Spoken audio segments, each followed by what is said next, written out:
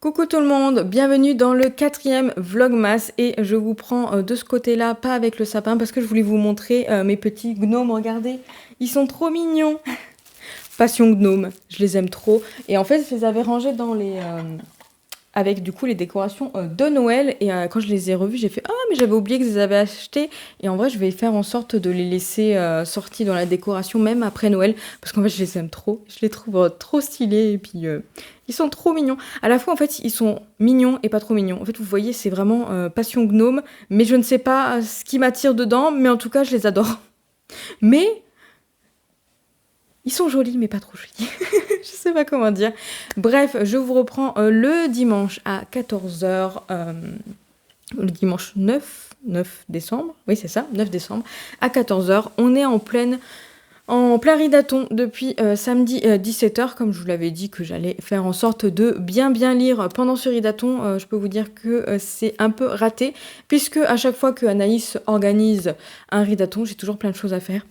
Donc hier j'ai fait le montage de la vidéo, le temps de terminer de monter, du coup j'ai décalé le début du ridaton. Ensuite j'ai fait un brin de ménage, de la vaisselle. Ce matin on a été faire les courses pour faire raclette, parce que ce soir avec Anaïs, du coup Pickwick qui va venir manger à la maison, ça sera raclette. Donc au final j'ai pas beaucoup lu. Par contre j'ai colorié.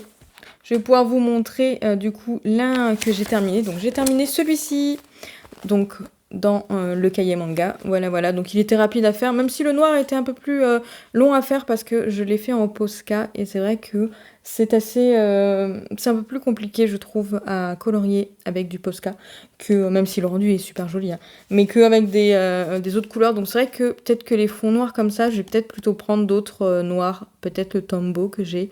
Ou un autre, je sais pas, faudrait que je regarde, mais c'est vrai que le Posca, je suis peut-être pas assez douée pour l'utiliser, je sais pas, peut-être que je l'utilise mal, faudrait que je regarde des vidéos. Dans tous les cas, celui-ci c'est terminé.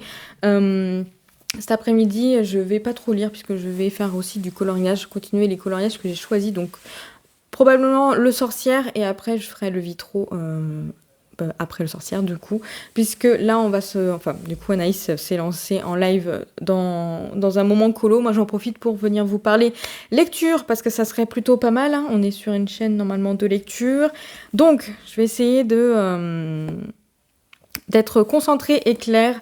Je suis toujours sur le Crépuscule des Urnes, donc le tome 1, le dernier fragment, que j'aime bien. J'ai bien avancé, je suis pas loin de la moitié, je suis à 100, j'ai lu 152 pages. J'aime bien, mais après c'est assez difficile à aborder avec ma fatigue, en fait, je galère un petit peu à me concentrer dessus.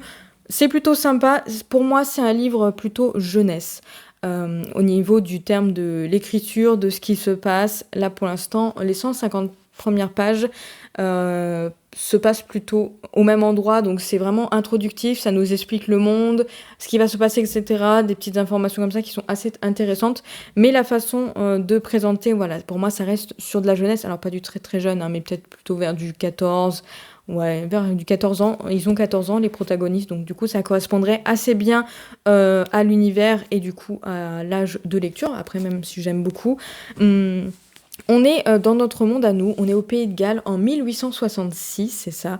Et alors il y a un petit aspect fantastique, mais bien entendu, nous on est dans un monde où la plupart des personnes n'ont pas cette idée en fait de fantastique, hein. Pour eux ils sont très réels, très terre à terre, donc voilà, les esprits, les trucs comme ça, ils ne connaissent pas. Bien entendu, la chasse aux sorcières en quelque sorte. Enfin, la chasse aux sorcières existe, hein, bien entendu, hein, voilà, elles sont considérées comme hérésie, etc. Et du coup, là, en fait, on suit une jeune fille, Jeanne, qui a perdu ses parents et dont le petit frère a été enlevé. Qui, elle l'a vu de ses propres yeux, c'est un esprit maléfique qui a enlevé son petit frère, enfin, on va dire, soit un esprit maléfique, soit un autre esprit, mais en tout cas, un esprit avec une paire d'ailes, qui est venu enlever son petit frère. Elle ne sait pas pourquoi, mais en tout cas, ses parents sont morts. Bien entendu, quand elle a raconté sa version des faits, personne ne l'a cru. Et comme on est dans un univers où le peuple des Tziganes sont très bien représentés, j'aime beaucoup d'ailleurs. Et bien entendu, c'est un peuple nomade qui forcément n'a pas une bonne réputation, puisque justement ils sont considérés comme des voleurs d'enfants, et puis même des voleurs tout court en fait, hein. De toute façon, ils sont très très mal vus. Et justement, ils ont aussi des cartomanciennes, des personnes qui peuvent parler aux esprits, qui lisent les bonnes aventures, tout ça en fait. Et du coup, ils sont considérés comme hérésie en termes de religion. Mais elle, Jeanne, elle sait que c'est pas eux en fait qui ont enlevé son petit frère, donc du coup elle a pas ses préjugés et elle va se lier d'amitié en fait avec l'un des Tziganes. Et c'est justement lors d'une nuit qu'elle rend visite en fait à la grand-mère de ce garçon qui est cartomancienne. Et bien entendu elle parle avec les esprits, et du coup elle va lui annoncer qu'elle a une destinée, enfin d'ailleurs que tous les deux ont une destinée assez importante et qui sont probablement destinés à sauver le monde. S'ensuit une petite aventure, enfin normalement une petite aventure, puisque là en fait on est vraiment que sur le début de la présentation, tout le tralala en fait. Là voilà, c'était très, il y a pas mal d'informations. Ce que je vous ai dit n'est pas du spoil, hein, je vous rassure, mais c'est vrai que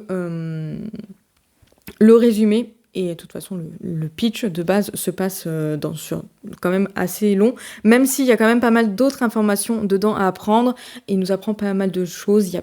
Il y a des petits trucs que je vais pas vous dire, des révélations déjà dans ce premier presque moitié du roman. Donc même si j'aime beaucoup, là j'attends surtout l'aventure, parce que normalement ils sont censés partir à l'aventure, partir à la recherche du petit frère perdu s'il est toujours en vie. Donc c'est vrai que j'attends d'arriver à ce moment-là en fait, parce que là je sais pas que c'est long. J'aime bien, mais il me manque quand même un petit quelque chose. En plus, pour un livre qui est quand même plutôt consacré à la jeunesse, je trouve que ce début est peut-être un peu long pour réussir en fait à captiver les plus jeunes. Mais en tout cas, après, j'aime beaucoup le style d'écriture. Et je vais continuer à le lire un petit peu, même si là, je vous avouerai que je suis partie sur une autre lecture, puisque on a fait le point avec ma collègue, et du coup, elle va commencer aujourd'hui le tome 2 de Souveraine. Du coup, moi, j'ai commencé le tome 2 de Savage Land, donc Wildlands, c'est ça que j'ai lu ce matin, j'ai lu 32 pages. Bon, c'était pas énorme. Après, il n'est pas énorme, il fait 411 pages, donc du coup, ça va se lire assez vite. Et déjà, en fait, j'ai terminé le chapitre 2. Donc là, je suis au début du chapitre 3. Il y a déjà une révélation incroyable que j'ai juste trop envie de lire. Mais là, je vais faire du coloriage, même si je pense qu'il y a moyen que je lis un chapitre, que je fasse une petite pause dans mon coloriage, que je lis un chapitre, hop, que je revienne faire du coloriage. Parce que j'ai hâte d'avancer un petit peu quand même, au moins aujourd'hui, parce que j'aime beaucoup déjà ce qui se passe. J'ai beaucoup aimé le tome 1 de Savage Land, donc comment vous dire que j'espère que celui-ci sera aussi bien. Déjà, de toute façon, chapitre 2, révélation incroyable. Ça commence plutôt bien. Et sinon, on s'est mis d'accord avec ma collègue pour lire les tomes 2 le soir quand on est chez nous. Et sinon, du coup, le matin, avant d'arriver au travail, puisque elle prend le tram. Donc le matin et peut-être le soir, si elle peut lire dans le tram, parce que je sais que le soir, c'est un peu plus compliqué vu qu'il y a plus de monde. Elle écoute plutôt son audio. Donc après, on va voir. Et en tout cas, le midi, on va lire du coup... Voilà, une petite duologie, donc La Cité des Songes, une couronne de roses et de gypse, donc c'est le tome 1 de Georgia Caldera, voilà, aux éditions J'ai lu. J'ai la duologie à la maison, elle a pu le réserver à la médiathèque, enfin elle a pu le prendre à la médiathèque. Déjà regardez, c'est trop joli. Donc on va le lire petit à petit, le midi sans se prendre la tête, parce que, comme je lui dis, il y a plein de lectures là qui nous font envie. Et elle est en vacances la semaine de Noël, donc entre le 26 et le 1er. Je crois qu'elle revient le 3 et pas le 2 janvier. Non, parce que le 2 janvier, de toute façon, on ferme. Donc le 3, dans tous les cas. Et du coup, je lui ai dit, mais oui, mais le 4 janvier, par contre, il y a le tome 2 de Belladonna qui sort et j'ai trop envie de le lire. D'ailleurs, je vais probablement aller l'acheter le jour 1. c'est sûr, en fait, je vais aller les récupérer.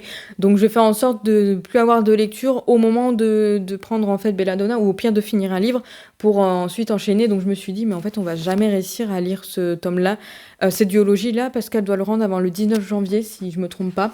Donc du coup, on s'est mis d'accord pour le lire voilà, le matin, le midi et peut-être le soir quand elle rentre. Et du coup, je la rattraperai en fait le soir avant de switcher sur celui-ci. Donc voilà, c'est plutôt un bon programme, hein, on va voir ce que ça donne. Et moi, je vous reprends plus tard pour vous montrer coloriage, vous parler des lectures, peut-être pas aujourd'hui, du coup, je vous reprendrai probablement demain pour vous parler peut-être de ce début-là. Je verrai ça. Je vous reprends seulement le mardi soir, du coup, le mardi 12 décembre. Il est 18h18. Précisément, je vous reprends dans le bureau parce que chérie est en train de faire le repas, sauf que j'arrive pas à me concentrer ce soir pour finir ce vlogmas. Du coup, il me déconcentre. En plus, forcément, ça frétille puisqu'il est en train de faire à manger. Donc, je trouve qu'à chaque fois qu'on fait ça, en fait, ça s'entend puisque le micro ne bloque pas en fait tous ces bruits-là. Donc du coup, c'est super désagréable pour vous en plus et puis pour moi aussi à monter, bien entendu. Donc du coup, sachez que tout ce que je vous ai dit dans le rush avant ne s'est pas du tout passé comme prévu. Déjà, le dimanche, je n'ai pas beaucoup colorié. J'ai terminé mon coloriage que hier soir, du coup. Et j'ai pas beaucoup lu. En fait, j'ai avancé un petit peu, mais pas des masses, finalement. Et après, alors là, hier, ça s'est pas du tout prévu. Enfin, ça s'est pas du tout passé comme prévu. Mais sinon, au niveau du coloriage, donc du coup, j'ai terminé celui du cahier sorcière. Donc, c'était le numéro 57, celui-ci. Voilà, donc j'avais juste le fond à terminer du coup hier, donc voilà, c'est terminé. J'aime vraiment beaucoup ce fond. Je suis désolée s'il y a des changements de micro, de son, parce que comme je vous montre là et que le micro est juste devant, il y a possibilité que ça bouge, mais voilà. C'est pas l'endroit idéal pour filmer, bien entendu, mais bon, on fait avec ce qu'on peut. Donc du coup, voilà, je l'aime vraiment beaucoup ce cahier en fait, j'aime vraiment trop. Puis côté sorcière et tout, j'aime vraiment énormément. Donc voilà pour celui-ci. Ensuite, du coup, il me restera le vitro que je vais commencer ce soir pendant le live d'Anaïs, d'ailleurs qui doit être en live bientôt, en 18h30. Je vais faire en sorte de terminer de filmer, de monter et de vous poster ce vlog idéalement vers 19h. Ça sera peut-être un peu plus tard le temps que je termine de monter parce que là il est déjà 18h. 20, mais c'est vrai que c'est assez compliqué de terminer le vlog et de le mettre en ligne le jour même parce que comme je rentre qu'à 18h en fait, donc le temps que je fasse tout ça c'est assez compliqué. Bref, sinon on va parler de lecture parce que j'ai quand même bien lu. Hier j'ai lu 100 pages. 100 pages, donc ça change, c'est plutôt pas mal. Et du coup, on a commencé La Cité des Songes, donc le tome 1, Une couronne de roses et de givre de Georgia Caldera. Voilà, donc ce joli petit livre. Vraiment, je trouve que la couverture est vraiment très mignonne. Et puis, bien entendu, voilà, il y a quand même des dessins donc, de Georgia Caldera, donc du coup, de l'autrice. Vraiment très joli. Et donc, du coup, on a commencé ça hier avec ma collègue et en fait, hier soir, vu qu'on était au début, on était dans les cinquantaines de pages, donc c'est le moment où il y a quand même beaucoup de choses qui se passent, beaucoup de choses qui se mettent en place. Du coup, quand on a fini en fait le soir, on a terminé, enfin, en rentrant à la maison, moi je l'ai rattrapée et elle a arrêté dans le train, mais en fait on était vraiment dans un moment assez crucial, donc du coup elle m'a dit mais je vais pas réussir à aller sur le tome 2 de Souveraine, même si elle aime beaucoup, elle m'a dit là j'ai trop envie de continuer, donc je dis on continue. Donc j'ai lu 100 pages, elle a un peu moins, mais elle m'a rattrapé ce matin dans le tram, donc du coup elle m'a dépassé même parce que ce midi elle était au chapitre 16, sachant que je suis dans le chapitre 16 là, donc elle m'a bien dépassé. Donc ce soir je vais essayer de lire un maximum, idéalement j'aimerais bien la dépasser. Ça serait plutôt cool, mais je pense qu'on va le finir assez rapidement. Au niveau du résumé, je vais essayer de faire ça assez clair, mais j'ai pas envie non plus, je vais vous bouger peut-être un peu de place comme ça, j'ai pas envie de vous spoiler beaucoup. Donc du coup, je vais juste vous dire les mots-clés. On est dans un monde de fantasy, mais un monde de fantasy post-apocalypse, où en gros, on est dans un monde dont la surface est fracturée par le dévoreur de monde, et du coup voilà, il grappille au fur et à mesure, il y a des énormes failles qui se créent. Bien entendu les humains ne peuvent pas rentrer, enfin ne peuvent pas descendre dans ces failles parce que elles sont truffées de monstres, donc du coup ils évitent d'y aller, et du coup en fait les humains ne peuvent, enfin ne vivent seulement que dans certaines tours qu'ils ont, enfin, des citadelles tours qu'ils ont été créées, espacées dans le monde, donc il y en a plusieurs. Là, il y en a au moins 5, 6, voire même peut-être plus. De toute façon, c'est pas très bien précisé. Et bien entendu, on a l'aspect fantasy, donc non seulement avec les créatures, mais également avec de la magie et justement les mages qui sont des thaumaturges. Et si j'ai bien compris, c'est plutôt les femmes qui ont de la magie. Mais je suis pas sûre à 100%. Mais en tout cas, voilà, on est dans ce genre de monde-là. J'ai pas envie d'en dire plus parce que c'est assez intéressant à découvrir. Et puis, rien que ça, en fait, rien que le pitch de départ, moi, ça m'a beaucoup plu, là, vraiment, à lire les premières pages. Sachant que le résumé, en fait, je l'ai pas relu. Je l'ai pas relu quand j'ai commencé, je l'avais lu au début et là du coup j'avais pas relu, donc franchement je pense que c'est pas utile, juste partir voilà, sur ce côté fantasy mais post-apocalypse qui je trouve est assez sympa. Et nous en fait on va suivre Auréa qui est une thaumaturge, donc elle a des pouvoirs magiques et elle va être en fait elle va être amenée enfin, son destin va être amené à basculer lors d'un événement que je vous tairai, hein. On découvrira ça bien entendu. Mais c'est le genre de livre en fait où il y a de la fantaisie et puis il y a une histoire un petit peu d'élus, etc., qui vont sauver probablement le monde. Enfin voilà, vous voyez le genre. J'espère que je suis assez claire et que surtout ça vous donne envie parce que vraiment, moi, le début, il m'a totalement... j'ai totalement aimé en fait. Directement, là, le début, il m'a totalement convaincue. J'aime trop en fait ce genre d'histoire. Et puis bon, après, on a plusieurs protagonistes. En plus, il y a un protagoniste masculin qui est assez différent de ce qu'on peut voir. Je n'en dis pas plus parce que je préfère que vous découvrez... Je sais même plus parler. Je préfère que vous découvrez parce que vraiment j'ai trouvé ça assez intéressant. Même ma collègue, quand on a lu ce passage-là, je lui ai dit, je lui ai envoyé un message d'ailleurs. Je lui ai envoyé un message, il me semble, parce qu'on l'a lu après. Et je lui ai dit, ah, mais ça, je trouve ça hyper intéressant justement d'avoir ce genre de personnage masculin. Mais bon, je vous en dis pas plus. En tout cas, on aime vraiment trop. On reconnaît bien la plume de Georgia Caldera. Si vous avez lu Les Brumes de Cendrelune, par exemple, on reconnaît bien du coup sa plume là-dedans parce que ça reste sombre. Les Brumes de Cendrelune, c'est très très sombre. C'est assez difficile à aborder, on va pas se mentir, parce qu'il y a beaucoup de sujets assez sensibles dedans, mais celui-ci c'est pareil, il y a cet univers sombre, mais d'un côté les personnages sont intéressants, ils sont attachants dès le début, ils donnent envie d'en connaître plus. Pareil en ce qui concerne les méchants, enfin là c'est pas vraiment des méchants, enfin on se doute que c'est un royaume qui n'est pas... les royaumes sont en guerre, ils sont en guerre avec un royaume en particulier, donc on se dit c'est forcément les méchants, mais au final on arrive quand même à se douter, enfin à comprendre pourquoi est-ce qu'ils font ça. Je ne vous en dis pas plus, mais en tout cas voilà, moi j'aime vraiment beaucoup, et là j'ai trop envie d'avancer. Donc ce soir, ça va être lecture, avancer là-dedans, continuer mon petit coloriage, et après, voilà. En tout cas, j'ai hâte de vous donner mon avis final, voir si... parce que là, c'est vraiment le début, hein. On est vraiment dans le début de l'histoire, et on a avancé un petit peu, on a déjà pas mal d'informations, mais finalement, en fait, ça se lit vite, parce que le format est petit, c'est une sorte de petit semi-poche. Les écritures sont... Enfin, le texte n'est pas écrit très très gros, mais au final, voilà, ça se lit vraiment tout seul. Vraiment. Et quelqu'un qui envoie des messages à mon chéri. Vraiment, c'était super bien. J'ai juste trop hâte de le lire. Donc là, je vais en rester là, du coup, pour ce vlogmas. J'espère que ça vous a plu. J'ai parlé plus de lecture, donc normalement, ça devrait être mieux. Même si là, j'ai l'impression d'être totalement décousue, mais je suis fatiguée. Donc, je vous remercie quand même de regarder ce vlogmas jusqu'au bout. Moi, je vais filer le monter et je vous dis à du coup, la prochaine dans le prochain vlogmas.